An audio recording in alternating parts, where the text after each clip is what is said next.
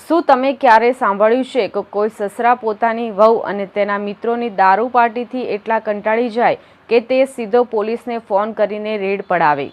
સુરતમાં આવો જ એક ચોંકાવનારો કિસ્સો સામે આવ્યો છે, જ્યાં એક આર્ટિસ્ટ વહુની દારૂની મહેફિલની તેના જ સસરાએ પોલીસને જાણ કરીને ઝડપાવી લીધી.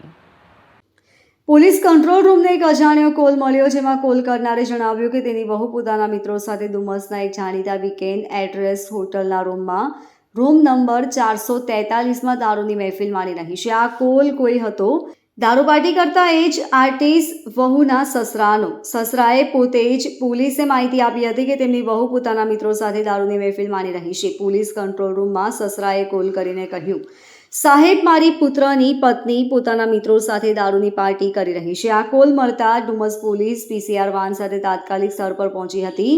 વીકેન્ડ એડ્રેસના રૂમ નંબર 443નો દરવાજો ખોલ્યો ત્યારે પોલીસ પણ આશ્ચર્યચકિત થઈ ગઈ હતી. રૂમની અંદર 4 પુરુષો અને 2 મહિલાઓ ફ્લોર પર કુંડાળું વાળીને બેઠા હતા અને દારૂની મહેફિલ ચાલી રહી હતી.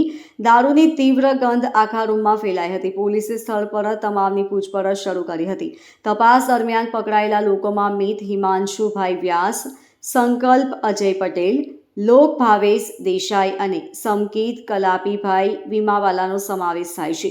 આ બધાની આંખો લાલચોળ હતી અને તેઓ પોતાની શારીરિક સ્થિતિનું સંતુલન પણ જાળવી શકતા ન હતા. તેમના મોઢામાંથી દારૂની તીવ્ર ગંધ આવતી હતી. જ્યારે તેમની પાસે દારૂ પીવાનું પાસ પરમિટ માંગવામાં આવ્યું ત્યારે કોઈ પણ વ્યક્તિ પાસે તે મળ્યું નહીં. આ પાર્ટીમાં 2 મહિલાઓ પણ હતી, જે બંને આર્ટિસ્ટ છે. મહિલા પોલીસની હાજરીમાં તેમની તપાસ કરવામાં આવી હતી. એક મહિલાની ઉંમર 24 વર્ષની, બીજી 25 વર્ષની હતી. બંનેના મોઢામાંથી દારૂની વાસ આવતી હતી. તેમની પાસે પણ કોઈ પાસ પરમિટ ન હતું. આ જ મહિલાઓમાંથી એક એ હતી જેના સસરાએ પોલીસને ફોન કર્યો હતો. ડુમસ રોડ પર આવેલા વીકેન્ડ એડ્રેસના મેનેજર ગૌતમ પટેલે સ્પષ્ટતા કરી કે આ ઘટના માટે હોટલ પ્રશાસન જવાબદાર નથી. તેમણે જણાવ્યું કે હોટલમાં કુલ 464 રૂમ છે, જેમાંથી માત્ર 100 રૂમ હોટલની માલિકીના છે, જ્યારે બાકીના 364 રૂમ અલગ અલગ માલિકોના છે. જે રૂમ નંબર 443માં દારૂની મહેફિલ ઝડપાઈ તે રૂમ હોટલે નીલમ પ્રમોદ કેસાનને વેચાણ દસ્તાવેજથી આપ્યો હતો. નીલમ કેસાને આ રૂમ દર્શન નામના વ્યક્તિને ભાડે આપ્યો હતો, જેનો ભાડા કરાર એપ્રિલ મહિનામાં જ પૂરો થઈ ગયો હતો.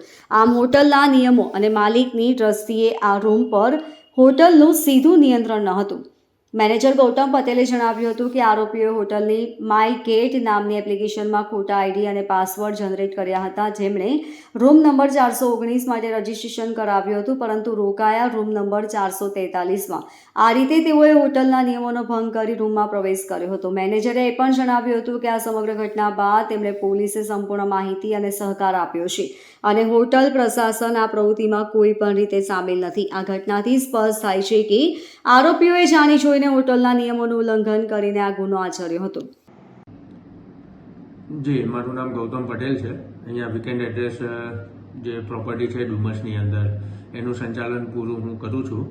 હવે ગઈકાલે જે ઘટના બની હતી, પહેલાં તો હું તમને મારા વીકેન્ડ એડ્રેસનો કન્સેપ્ટ સમજાવી દઉં કે આમાં વીકેન્ડ એડ્રેસની અંદર ટોટલ 464 રૂમ આવેલા છે, જેનામાં 100 રૂમ અમે વીકેન્ડ એડ્રેસ પોતે હોટલની જેમ ચલાવીએ છીએ, જેમાં લગ્ન પાર્ટીને એ બધા સારા પ્રસંગોમાં અમે ભાડે આપતા હોઈએ છીએ.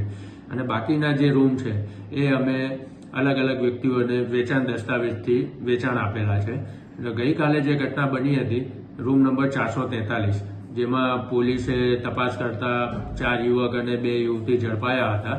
એ રૂમ નીલમ પ્રમોદ કેસાનના નામે રજીસ્ટર છે, જેણે દર્શન નામના કોઈ ત્રાહિત વ્યક્તિને એ રૂમ ભાડે આપેલો હતો, જેનો એપ્રિલ માસની અંદર એમનો ભાડા કરાર સમાપ્ત થઈ ગયો હતો, જે એમણે રિન્યુ નહોતો કરાવ્યો હતો. ગઈકાલે અહીંયા વીકેન્ડ એડ્રેસની અંદર એન્ટ્રી કરવા માટે અમે એક માયગેટ કરીને એપ્લિકેશન રાખેલી છે, જેમાં કોઈ પણ રૂમની અંદર જો એમના મહેમાન કે કોઈ ગેસ્ટ આવતા હોય તો એમની પૂરી માહિતી એમણે આપવાની હોય છે. પણ ગઈકાલે એમનો ભાડા કરાર કેન્સલ રિન્યુ કરાવેલ નહોતો, તો એમણે કોઈ 419 નંબરના રૂમની અંદર માયગેટની અંદર આઈડી જનરેટ કર્યા અને 443 નંબરના રૂમમાં ગેરકાયદેસર રીતે એ દર્શનભાઈએ આ જે નીલમ પ્રમોદ કેસાનનો રૂમ છે 443, એમાં પ્રવેશ અપાવ્યો હતો.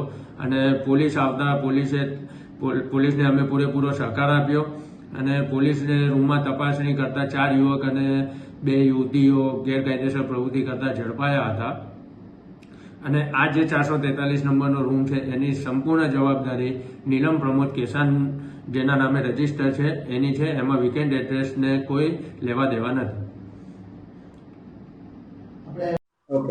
ગત તારીખ 3/8/2024ના રવિવારના રોજ અત્રેના ડુમસ પોલીસ સ્ટેશન ખાતે FIR નંબર 403/2025 હેઠળ મહેફિલનો ગુનો દાખલ કરવામાં આવેલ છે, જેમાં ગુજરાત નશાબંધી સુધારા વટહુકમ 2016ની કલમ 66(1)B, 65AA, 81 તથા 83 ક મુજબ આ ગુનો દાખલ કરવામાં આવેલ છે. બનાવની વિગત એવી છે કે ગતરોજ જ્યારે ડુમસ પોલીસ સ્ટેશનનો સર્વેલન્સ સ્ટાફ વિસ્તારમાં પેટ્રોલિંગ પર હતો એ દરમિયાન કંટ્રોલ રૂમથી મદદનો કોલ આવેલ હતો, જેમાં જણાવાયેલ હતું કે એક ફરિયાદીએ કંટ્રોલ રૂમમાં કોલ કરેલ છે. આ ફરિયાદીનો સર્વેલન્સ સ્ટાફ દ્વારા સંપર્ક કરતા તેઓએ જણાવેલ કે તેઓની પુત્રવધુ ડુમસ પોલીસ સ્ટેશન વિસ્તારની એક હોટલમાં બેસીને મિત્રો સાથે પાર્ટી કરી રહેલ છે. વધુ માહિતી મેળવી આ જગ્યાએ જઈ સર્વેલન્સ સ્ટાફે રેડ કરતા વિસ્તારની હોટલના રૂમ નંબર 443માં જઈ તપાસ કરતા ત્યાં 4 પુરુષો તથા 2 મહિલાઓ મહેફિલ કરતા હોવાનું જણાઈ આવેલ હતું તથા તેઓની ઝડપી લેતા તેમની પાસેથી એક વિદેશી દારૂની બોટલ મળી આવેલ હતી. ઉપરોક્ત હોટલમાં કુલ 464 રૂમ છે, જે પૈકીના 100 રૂમ ખાનગી માલિકીના છે. જે રૂમમાં રેડ કરવામાં આવી હતી અને જે રૂમમાં મહેફિલ થઈ રહી હતી તે એક ખાનગી વ્યક્તિની ખાનગી માલિકીનો રૂમ હતો, જેણે એક દર્શન નામક વ્યક્તિને ભાડે આપેલ હતો અને એનો રેન્ટ એગ્રીમેન્ટ પૂરો થઈ ગયો હતો અને આ વ્યક્તિએ ઉપરોક્ત ઈસમોને મહેફિલ કરવા માટે આ રૂમ ભાડે આપેલ હતો. આમ જે ભાડે આપનાર વ્યક્તિએ જાહેરનામા ભંગ કરેલ છે તેને શોધીને તેમની ઉપર પણ ગુનો દાખલ કરવાની તજવીજ હાલમાં ચાલુ છે. સાહેબ, જે પકડાયા છે ફરિયાદી અને જે પકડાયા છે યુવતી, એમના સંબંધ શું છે? ફરિયાદીનું કહેવું એવું હતું કંટ્રોલ રૂમના કોલમાં કે તેમની પુત્રવધુ પાર્ટી કરી રહી છે, તો તેમની અંગેનો સંબંધ તેમની ફરિયાદમાંથી સ્પષ્ટ થાય છે, પરંતુ અમે આ અંગે વધુ તપાસ કરી રહ્યા છીએ. સર, દારૂ કઈ રીતે લાવ્યા હતા ત્યાંથી એની પણ તપાસ? હા જી, તેઓએ આ વિદેશી દારૂની બોટલ ક્યાંથી મેળવી હતી એ અંગે અમે ખાનગી રાહે વધુ તપાસ કરી રહ્યા છીએ. Bureau report LK star news, Surat.